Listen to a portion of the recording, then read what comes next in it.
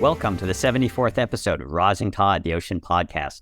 This is David Helvarg and my co-host from the Inland Ocean Coalition, Vicki Nichols-Goldstein. And hello, everyone.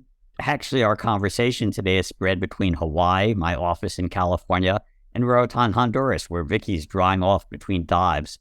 So thanks, Zoom, for bringing the world closer. We're particularly happy to finally get to speak with Tre Packard, public arts curator, award-winning photographer, diver, founder and executive director of the PangaeSeed Foundation, which includes the Seawall's Artist for the Oceans program. This has involved hundreds of artists from around the world, creating over 500 ocean-themed murals and other public artworks in some 20 nations. Last September, I was honored to give a talk to 15 local artists involved in the program, and a week later, see their incredible murals being completed on walls and buildings, including a high school, a restaurant, and a warehouse, spread across the town of Emeryville here in San Francisco's East Bay. So that was a thrill, and I want to get into that program. But before we do, Tre, let's talk about your own history, starting with your first childhood connection to that ultimate creative work, the ocean.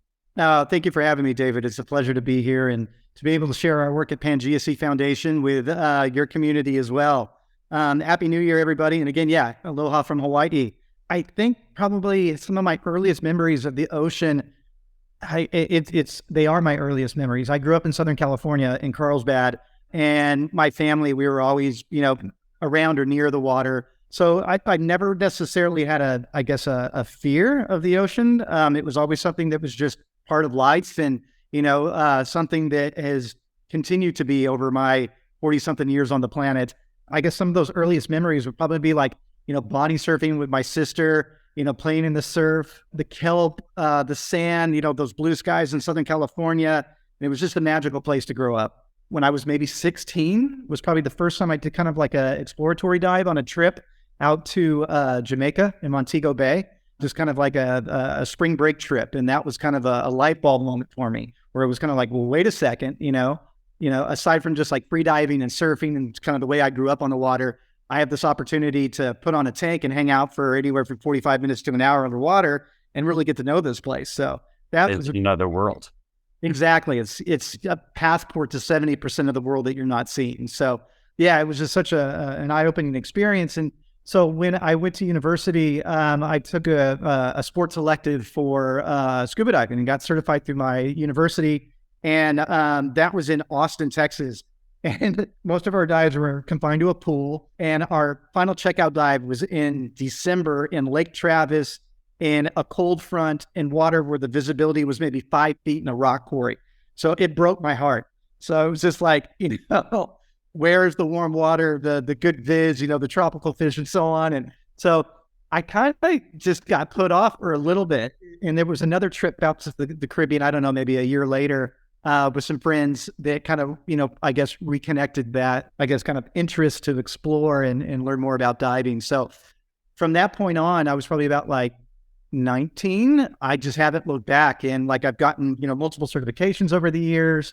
I'm a PADI dive master, and I have just been, diving everywhere that I possibly can. I'm a type of person where I move pretty quickly and I always have a project on the move and my brain's always moving 100 miles an hour. But having that opportunity to kind of disconnect and be in the water, it's always been this calming, it had this calming effect on me. So yeah, it's always, I'm not necessarily an active religious person, but the ocean has always been this place of, peace and comfort for me. So yeah, I traveled Asia for, several years, came back and made the decision that I wanted to move over there. And actually I moved to Japan because it was a great place to have a job, and then for it to be a springboard to travel Southeast Asia. And so anytime that I got, time off, I'd plan these awesome expeditions, either for surfing or for diving or, everything was kind of like water, centric. And over the years, I think that was kind of like through the first decade of the 2000s. And I think that's the decade that people really started to pay attention to what was happening to their oceans in terms of the degradation and the impact the humans are having on it. And I was seeing that in real time. I'd go to a dive spot that was really unique. And then I'd go back a couple of years later and it was bombed out, or it was, the reefs were, overfished or acidified, or, climate changes had wreaked havoc on it, or, biodiversity loss due to overfishing and so on. And yeah, it really kind of like triggered an interest in kind of like wanting to understand these issues, why it's happening, and then what I could do. And back around this time as well, like I was looking at different conservation organizations that I could potentially donate my time to and help with. But for me, I mean, as a young person at that point, the conservation was either kind of conservative or militant, and it didn't really resonate with me. So I just felt that there was a wide kind of arena, playing field to do something unique there. And for me at the time, living in Japan, being a foreigner in a foreign country, and kind of seeing what was happening in Japan at the time with, the impact with other conservation organizations, not necessarily extending a branch for dialogue. And it was more kind of like confrontational. And here we are 15 years later and nothing's changed in those kind of capacities. I felt that, maybe helping people to try to be educated or better educated, inspired versus telling them what you can and cannot do, from a different cultural point of view. And I grew up in a family full of artists. My mother was an art teacher and my grandfather was a professional musician. So like we were always kind of inspired to problem solve, to creativity. There was always like a paintbrush or, a drumstick or a guitar around. So, and I've always felt that art is an incredible communication tool. It bypasses culture and religion and, status and so on. And it can be free source, it can be democratic, and, people resonate with the imagery. So in 2010, I reached out to artists that I was friends with, artists that I collected, and held kind of like a grassroots kind of event in Tokyo where we had like 50 artists creating artworks that focused on shark conservation. We had public speakers, we had film, we had discussion, we had interpretive dance. We just kind of like threw this big like goulash of, arts together, and it was a hit. Like we sold out, and people were super inspired. Like after the doors kind of like closed that evening, like people hung around for hours just to talk about this and learn more. So that was a bit of a light bulb moment for me where it was kind of like, okay, I guess I could carve my own path. And that was kind of the origin story for PangaeSeed Foundation. So you did this art collaboration in Japan on the very controversial issue of shark finning, and you got a very positive response. So where'd you go from there? Yeah, so from there, like it started to become like a multi-annual event in Japan. We started hosting it in different locations because other people started reaching out going, hey, can we bring it here? We think it'd be important to host this here. So we did that from maybe like 2010 to like 2011. And then we got tapped by a couple of curators and gallery spaces in other countries. And that was kind of that aha moment where it was like, okay, this is something that people are interested in. It's something that has value and, merit and, can really, hopefully inspire and engage people that aren't normally engaged in this type of conversation. And we, just kind of kept expanding from there. And it got to the point where it could either kind of like remain a passion project, or we could kind of like, cut the lines and just, dive head first and, follow our passions. And that's what we did. And I'm an American citizen and my wife is from Switzerland, but she's half Japanese. And we decided that, Hawaii could be a really good location for the organization to kind of like, exist. We came back here because it kind of puts us kind of in between the mainland and Asia where we were doing so much work, 10, 12 years ago. So we came back to the US and established as a 501c3 nonprofit, built out our program areas, built out our board of directors, and really kind of kicked things off in like mid 2013. And we've just been nonstop ever since. So, and as I was mentioning with the program areas, one of them is the one that you participated in, David. Again, thank you so much, which is the Seawalls Artists for Oceans program, which is our public art program. On the Rising Tide podcast in the past, we've had our friend Weiland, who is famous for his whaling walls, and yet traveling the world doing art projects where he's basically the one guy doing the big wall mural. He talks about incredible logistical challenges. And Vic, you had questions. Yeah, well, I looked at a number of your videos, and first of all, they're fantastic, and I love the engagement.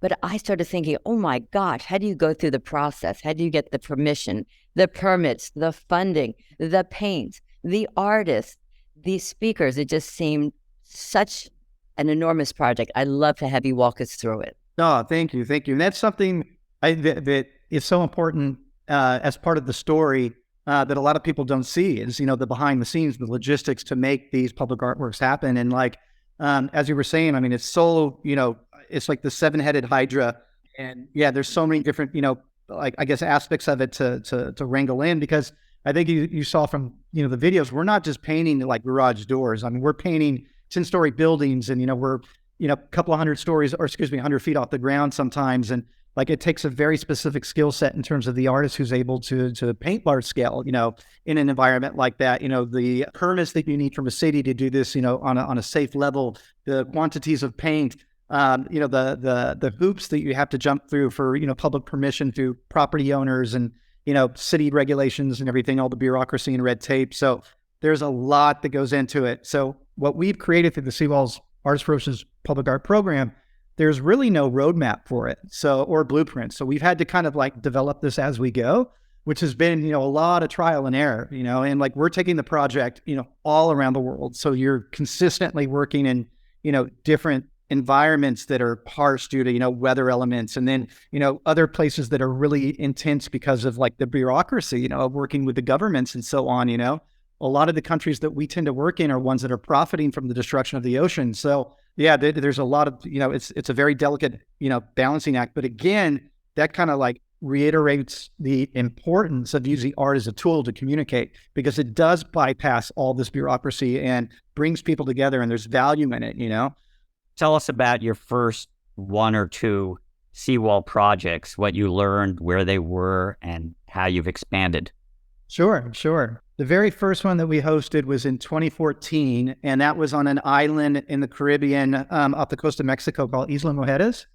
And we had been going out there for a few years, leading expeditions through PangaeSeed Foundation for people to experience whale sharks and manta rays in their natural state.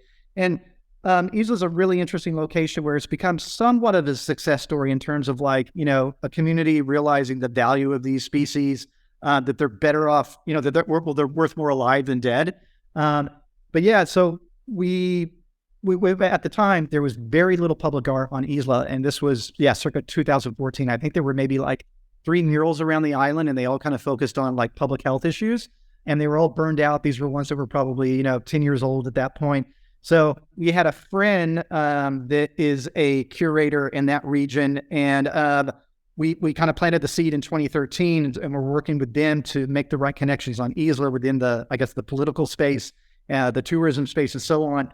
So we got some really high profile locations, invited 15 artists from around the world in Mexico. And through our project, what we try to do in each location that we go to is, in the lead up, we'll take the artists out to experience why we're there, culturally, environmentally, and so on. So we had artists on the boats that had never been in the ocean, and we're putting them in the ocean with, the aggregation of like 50 whale sharks, and just blowing their minds. And it was such an inspiring opportunity to see what that could do to people. So, like how that can influence an artist's practice, and just the way people kind of like, I guess relate to the ocean and the environment in general. And yeah, that one, there was a lot of logistical roadblocks and things like that. In Mexico, the safety regulations aren't what they would be in the States necessarily. So there was a lot of navigating to make sure that we were doing this in a safe way, because we had artists that were painting, 60, 70 feet off the ground. And the project was a success. We got like write-ups in like the New York Times, and I think the Guardian, and a few other like high-profile platforms that shined the spotlight on it. And one of the ripple effects that we didn't see coming was we came back the next year because we wanted to expand on it, but not as big. We came back the next year to do a site visit, and we could barely find a wall. Like, we kind of just lit a fire in that area, and like kind of opened an opportunity for artists from around Mexico to be able to come to a location and paint on their own about issues that are important to them. So like pretty much, I'd say 95% of the murals that were created outside of our program there all focus on protecting the environment and the ocean. All the artists that came in were all volunteers. There's no funding for the artist. At the beginning, we were very, grassroots and by your bootstraps kind of thing. And now we've kind of put the model where we've given each of the artists, team members, people that help out on the team and so on, volunteers, a stipend or an honorarium to at least, hopefully make it sustainable for their time. On top of that, since the very beginning, we have always covered all costs, so nothing comes out of the artist's pocket, or the team member's pocket, like airfare, accommodations, flights, I said flights, paint materials, access equipment, food, and so on. So we want the artist and the team to be there and not have to worry about any of that. How do you get funding for all of this? Yeah. So like each project is roughly 12 to 18 months in the planning. And the majority of that is the fundraising, because I think by design, we've created a model where we pretty much have to start over because we're going into a new community almost every time. So we've got a track record, which is fantastic, which we can share. But again, we're taking this project to like Indonesia and to like, the subarctic up in like, Manitoba and kind of like everywhere in between. And like everywhere is very different in terms of like how you fund it, what things cost, access equipment that you can get. So it's kind of like a Sims kind of like, I guess, world builder. And in real time, you have this opportunity to transform a landscape like David saw, like in, an area that's, heavily populated like Emeryville on the border of San Francisco.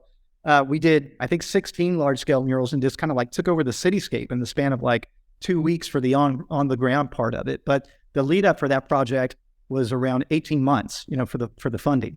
And it was just beautiful, the variety of and styles of art and the expansive sort of ocean presence on the walls of this, kind of exurban city. It's amazing. We're quite strategic about where we place these because we want them, to be in areas where, hopefully it's high traffic, if it's near a school where kids are commuting, if it's in an area where, there's maybe a fishing port, we have a great opportunity to send, port messages in areas like that. So for each location, that's also part of the lead up, that 12 to 18 months of the planning is the strategic aspect of it, like finding the right locations, the right partners.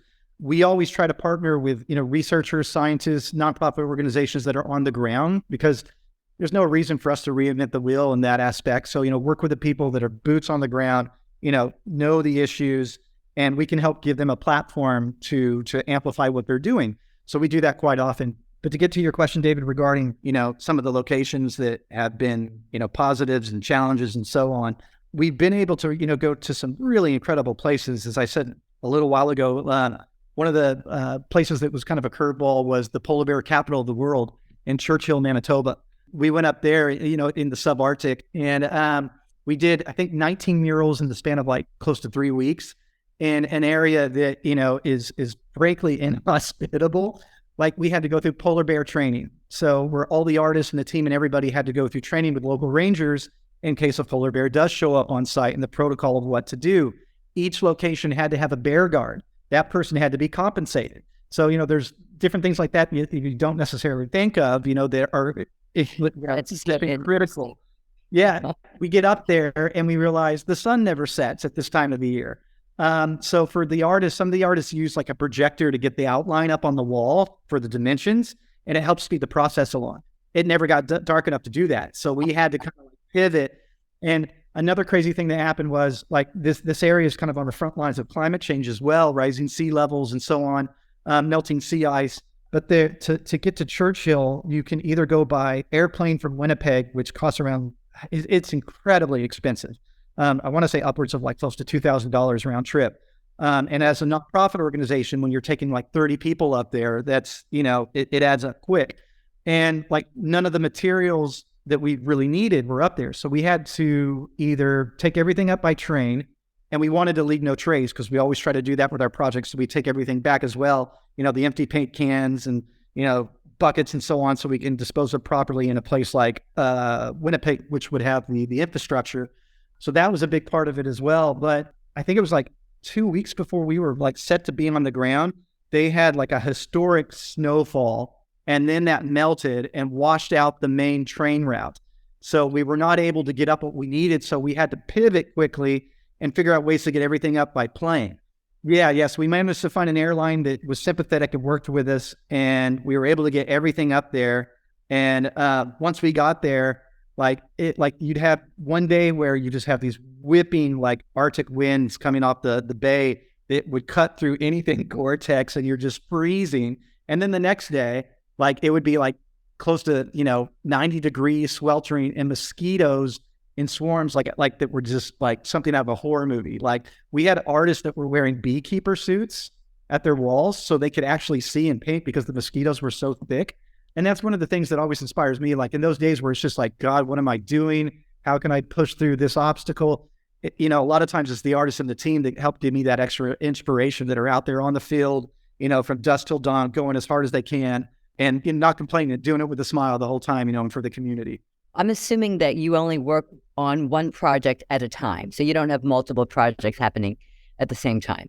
Right, Vicki. We try not to have things overlap because we're a small team internally, so it's challenging. So we try to space them out over the year and in advance, of course. So pre-pandemic, we were basically one a quarter.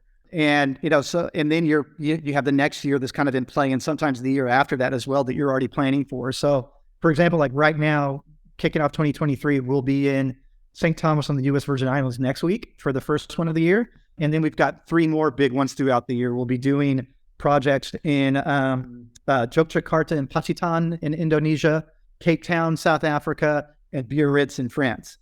Do you have another example that was really challenging? Yeah, for sure. I think, definitely Churchill always pops out. I think I still have a little bit of PTSD from that one. Mexico is always challenging. We tend to do our projects there in the summer, and the heat is just absolutely, it's incredibly taxing. And for that, we'll have to figure out strategies throughout the day where the artist will paint from sun up until maybe noon, and then the artist will take a siesta until 4 and go back, and then we'll have lights rigged where they can paint into the night. So yeah, just different things like that. And we learned that early on, that very first seawalls project that I was telling you about. We had an artist visiting from Japan who wasn't used to heat like that and got heat stroke or heat exhaustion, excuse me.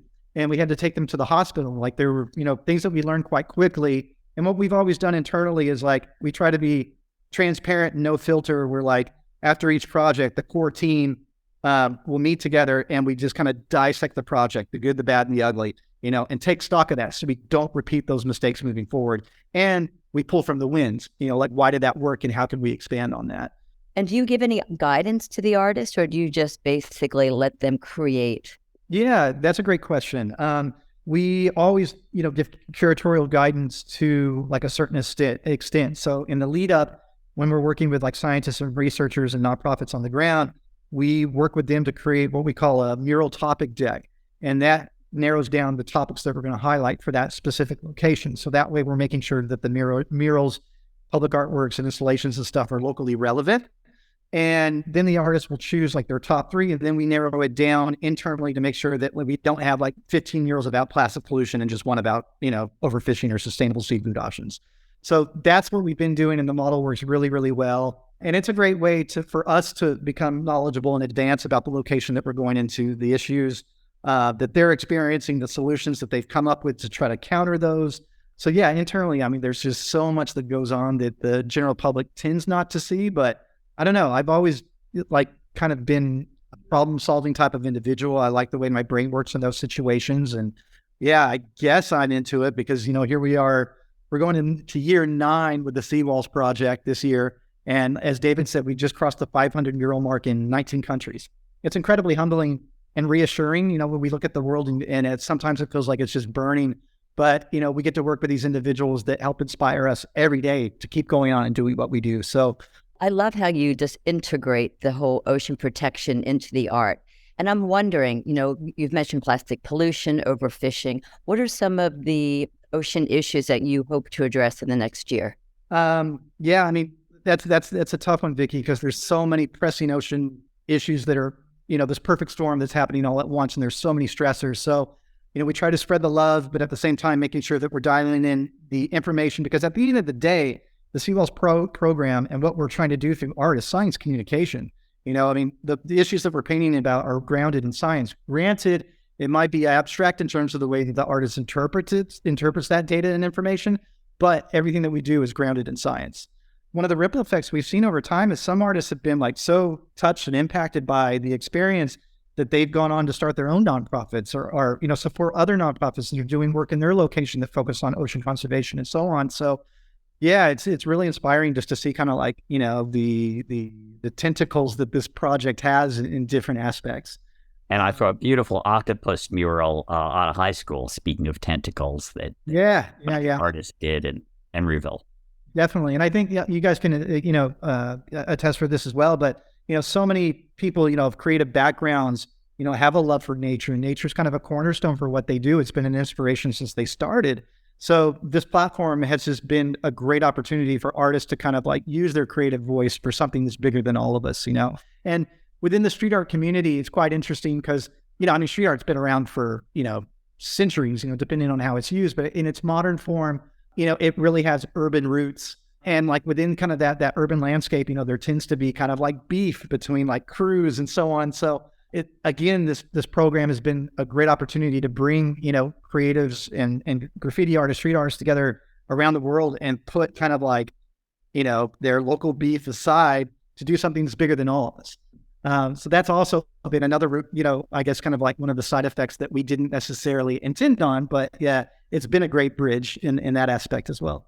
It's like the peace you feel when you're diving is the ocean brings that peace to street artists. Totally. And something that's really beautiful is like, through the projects, like when we're on the ground, you have your volunteers and your core team and your artists and everybody that's, living together and working together and eating together. And like people just start to open up after a couple of days, and you're bonding and people are sharing experiences of like their first time in the ocean or like, fun anecdotes and, just different things like that. And it's really amazing to see how the ocean does connect us all indirectly.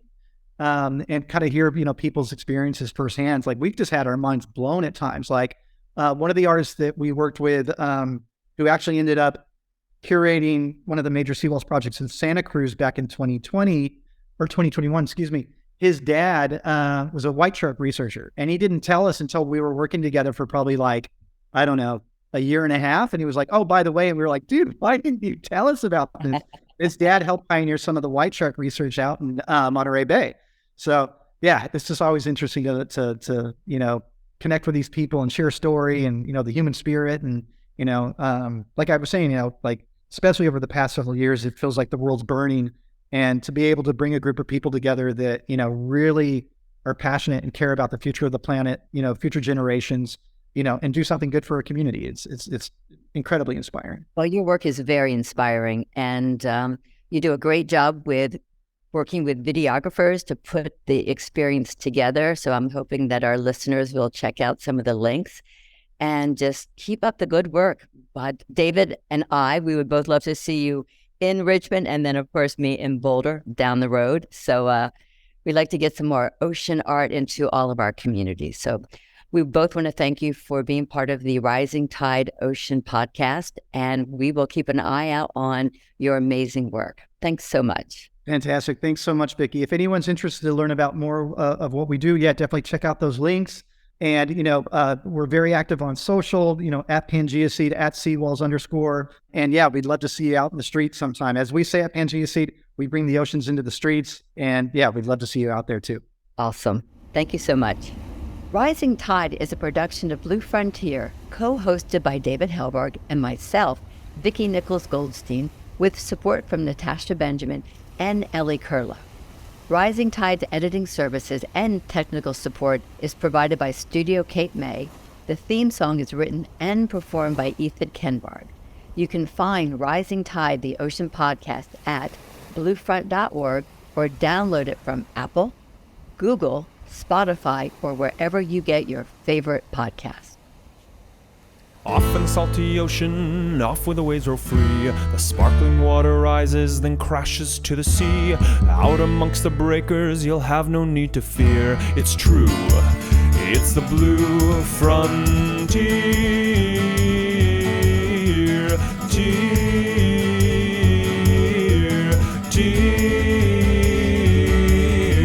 Off in the salty ocean, off to the blue frontier.